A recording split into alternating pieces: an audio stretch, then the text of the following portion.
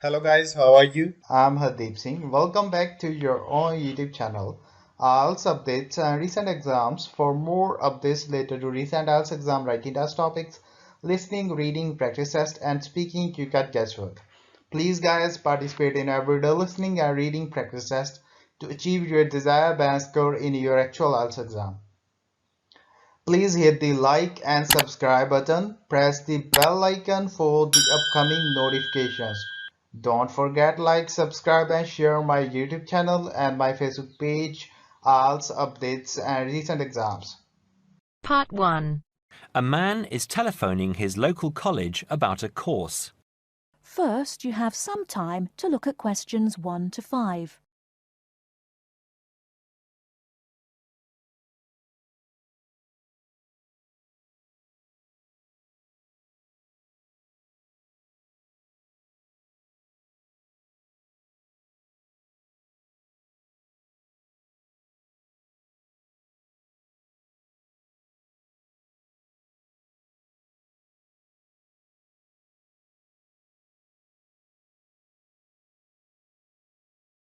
Good morning, City College.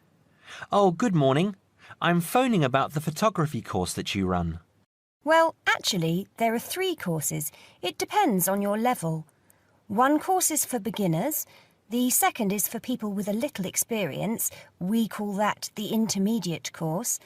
And the third is an advanced course for people who already know quite a lot about the subject. Oh, I see. Well, I'm quite a keen photographer, but at the moment it's just a hobby. I want to learn more so that I might be able to do some work professionally at some time. I think the intermediate course would be a bit easy for me. Perhaps the advanced course would be best. When does it start? The advanced course starts on September the 18th. OK, just let me note that down. The 18th of September. And how long does the course run for? It's a 12-week course, but there's a week off in the middle for half term. So you do 12 lessons over 13 weeks. So, what's the date that the course finishes? It finishes on the 14th of December. The 14th. OK. That's quite near Christmas, isn't it?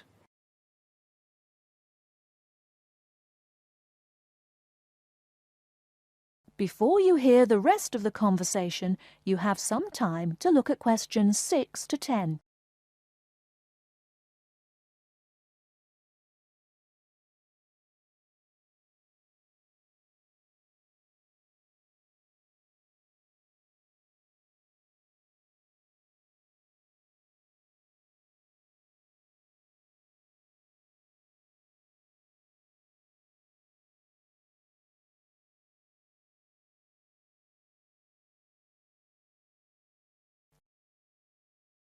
Now listen and answer questions 6 to 10.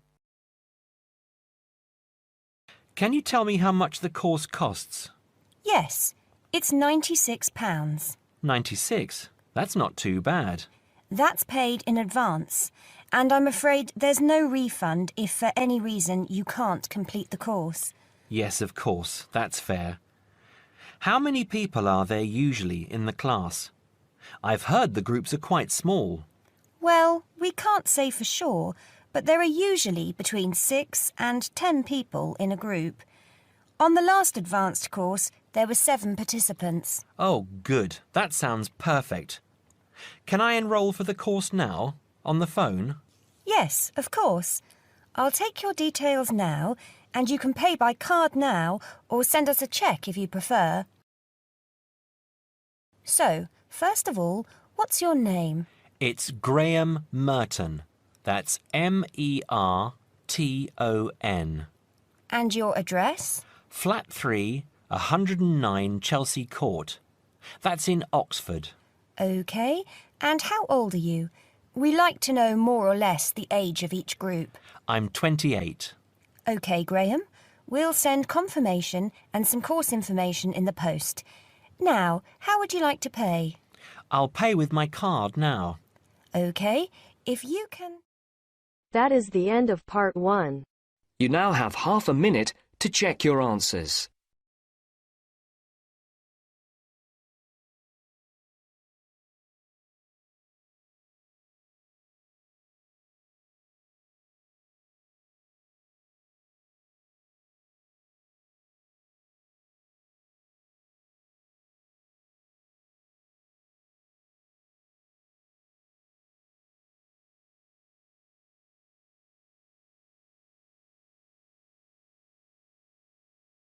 Now turns to part 2.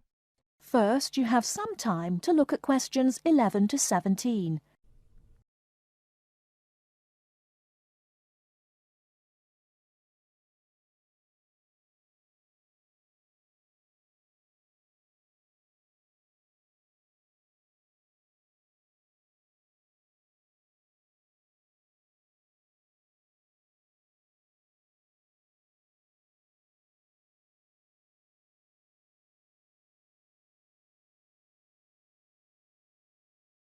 Now, listen carefully and answer questions 11 to 17. Hello, Clark's Cycle Hire. My name's Keith. How can I help you? Oh, hello. I saw your ad in the local paper, and as I'm thinking of doing some cycling, I'm wondering what kinds of bike you have and what your prices are like. Well, we hire out two main types of machine, touring and mountain bikes. Are you likely to be riding off-road, do you think? No, I'll probably be sticking to roads and country lanes, so a touring bike would be best, I think. Right, well, the rate will be £50 for a week or £14 per day. So it's a lot cheaper to rent by the week. Yes, definitely. Though it's important to bring the bike back on time. Otherwise, I'm afraid we have to charge a late return fee. And how much is that? For each additional hour, it's £1.25. So if you were a day late, it would cost another £30. Yes, that's right. I'd make sure I didn't do that then. I should also point out there's a deposit which you get back when you return the bicycle. In good condition, of course. On touring models, it's £60. Is there anything else I'd have to pay? No, that's it. Though if you're planning to ride fairly long distances, you might like to have one or two accessories. Such as? Well, for another £5, we can supply lightweight bags, either panniers or the handlebar sort. It's amazing how much they can carry, and the way they're designed means they don't get in the way when you're riding. Well, I'll see. But what about essential things like a pump and a repair kit? I wouldn't have to pay extra for those, would I? No, there's no charge for things like that. Or for a lock. It's a good strong one too. Just make sure you don't lose the key. That reminds me, what about insurance? What happens if someone steals the bike, in spite of the wonderful lock? Didn't I mention that? Oh, I should have told you that's included in the rental too. And it covers everything, does it? It covers you against theft of the bike, yes, as long as it's securely locked at the time. You'd have to pay part of any individual claim, though. How much? If the bike was stolen and not recovered, you'd be liable for the first £100. So, if I do go ahead and rent one, how do I pay? By cheque or would it have to be cash? Neither, I'm afraid. We can only accept credit card bookings. Otherwise, we'd have to ask our customers for the full value of the machine as a deposit. I've got a visa in my name. Would that be okay? Sure. Before you hear the rest of the talk, you have some time to look at questions 18 to 20.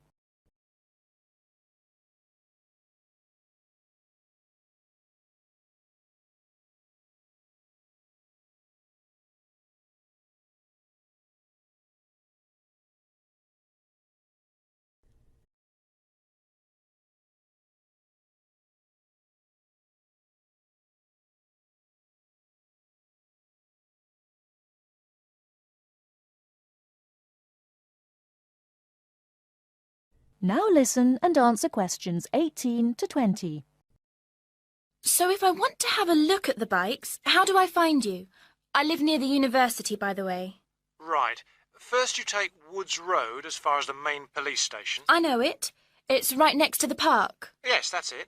And after the police station, there's a turning to the right called Oak Street. At the big supermarket? No, it's before then.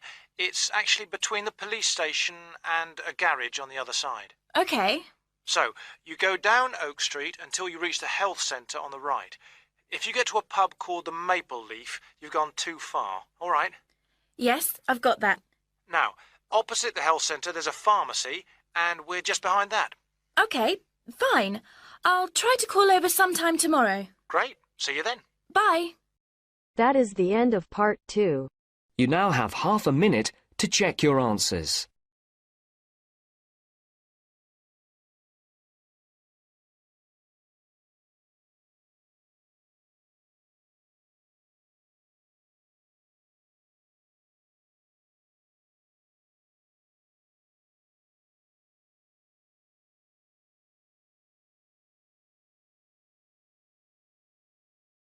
Now turns to part 3. You will hear two students, Ramil and Kirsten, discussing presenting a paper at an architecture conference. You now have 30 seconds to read questions 21 to 28.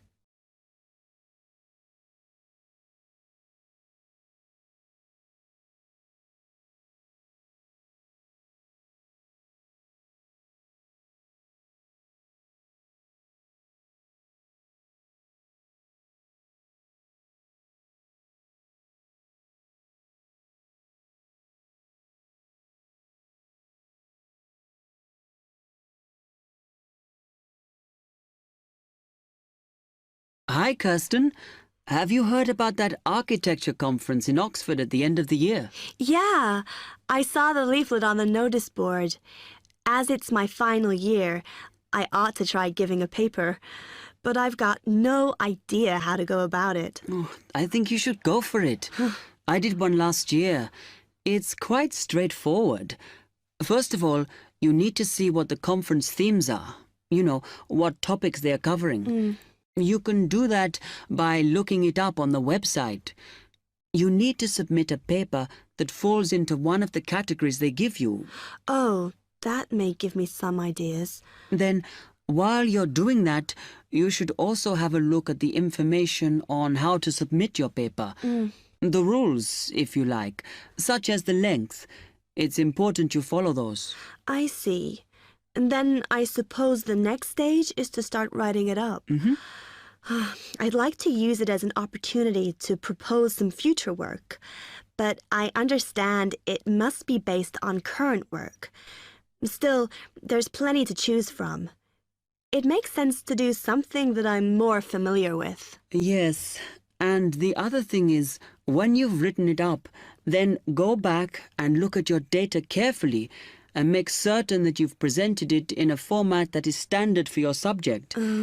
Remember, people have to absorb information very quickly while they're listening. Don't make it too complicated. Okay, well, I reckon that'll take me about a month to get that sorted. Then the next thing I have to do, I guess, before I send it off to the conference organizer, is give the whole thing to the events officer so that he can look through it and see if it all makes sense and is okay. Yeah. Remember to warn him that it's en route so he can fit it into his schedule. Oh. Then you're done, really. All you have to do after that is to go through it and sort out any changes you need to make. Then finally, you can submit it. You can do that online. Phew, good. Then I just wait to hear, I suppose. How long does that take? It depends, but usually about 6 weeks. Oh. When you hear if your paper has been accepted, then at that stage, it's worth giving them a list of any technical things you need when you actually give the talk. A screen or video players or that sort of thing. Okay, but that's a long way off. And I know that if my paper is accepted, then at that stage, I have to give them a short text about myself and my academic background so that they can put it in the brochure. Famous at last. Yeah.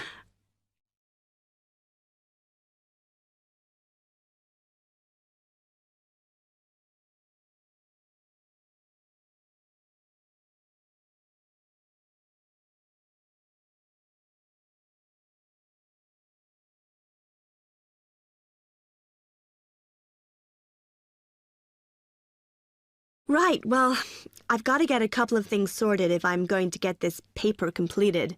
Have you got enough data? Possibly. I'd like to reinforce some of it, though, so I thought I'd send out some more questionnaires. I was looking at that thesis that Angela wrote last year, and she said you need a sample of over 100 to be sure of your results. I think some of this year's postgraduates are doing some of the same stuff as you on buildings. Why don't you talk to them? I'll end up getting confused. It would be more useful for me to actually go out to that site by the rail bridge to see how they're building the new factory. Oh. I managed to get hold of Professor Barnett at London University, and he said I should go out and take pictures. I'm pretty busy, but I'll have to make time. Anyway, what about you? What are your plans? That is the end of part 3. You now have half a minute to check your answers.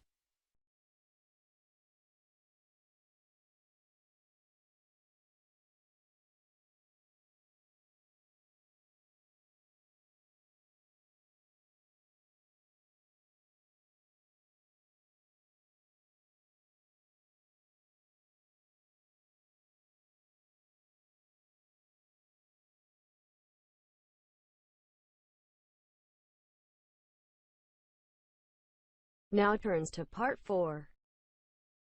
First, you have some time to look at questions 31 to 40.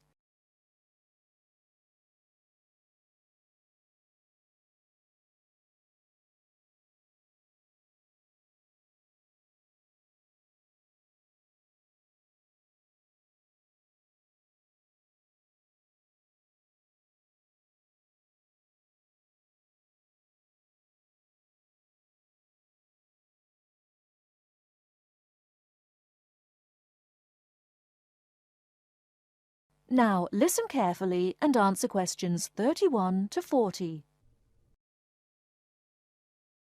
Many typically American characteristics, individualism, self-reliance, informality, punctuality, and directness, are a result of those values mentioned earlier. Other national traits could also be identified, however. 1. Americans cooperate. Although often competitive, Americans also have a good sense of teamwork and cooperate with others to achieve a goal. 2. Americans are friendly, but in their own way. In general, friendships among Americans tend to be shorter and more casual than friendships among people from other cultures. This has something to do with American mobility and the fact that Americans do not like to be dependent on other people. Americans also tend to compartmentalize friendships, having friends at work, family friends, friends on the softball team, etc. 3. Americans ask a lot of questions, some of which may to you seem pointless, uninformed, or elementary. Someone you have just met may ask you very personal questions. No impertinence is intended. The questions usually grow out of a genuine interest. 4. Americans tend to be internationally naive. Many Americans are not very knowledgeable about international geography or world affairs. They may ask uninformed questions about current events and may display ignorance of world geography. Because the US is not surrounded by many other nations, some Americans tend to ignore the world. 5. Silence makes Americans nervous. Americans are not comfortable with silence. They would rather talk about the weather than deal with silence in a conversation. 6. Americans are open and usually eager to explain. If you do not understand certain behavior or want to know what makes Americans tick, do not hesitate to ask questions. Just as values and traits differ somewhat from one culture to another, so do the personal habits associated with good manners and courtesy. While very often there does not seem to be any particular reason why a particular way of doing something is considered good manners, observing these cultural rules will make Americans more comfortable with you, and therefore you with them. It is, of course, impossible to cover all the possibilities here. If you are unsure in a situation, just ask. Americans like to be helpful. 1. Queuing up or lining up is essential. Courtesy requires that you do not push from behind, stand next to the person being helped, or cut into a line. If you should accidentally bump someone, you should say, "Excuse me." 2. Americans blow their noses into a tissue. Spitting, clearing phlegm, or sniffing as from a cold are considered rude. 3. It is considered poor manners to slurp, chew noisily, or open your mouth while chewing. 4. Questions are seen as a good way of getting acquainted, but questions about a person's age, financial affairs, cost of clothing or personal belongings, religious affiliations and sex life are considered too personal for questioning, except between very close friends. 5. Men generally do not hold hands or link arms in public with other men. This is somewhat more acceptable between women and quite common between men and women. Now, a few words about personal safety. Unfortunately, in the US one must be aware of crimes. It is wise to be especially careful until you are familiar with the community in which you live. Remember that good judgment and common sense can significantly reduce chances of having an unpleasant and perhaps harmful experience. Basic safety rules include the following. 1. Do not walk alone at night.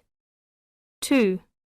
When you leave your room, apartment or automobile, make sure that all doors are locked and all windows are secured.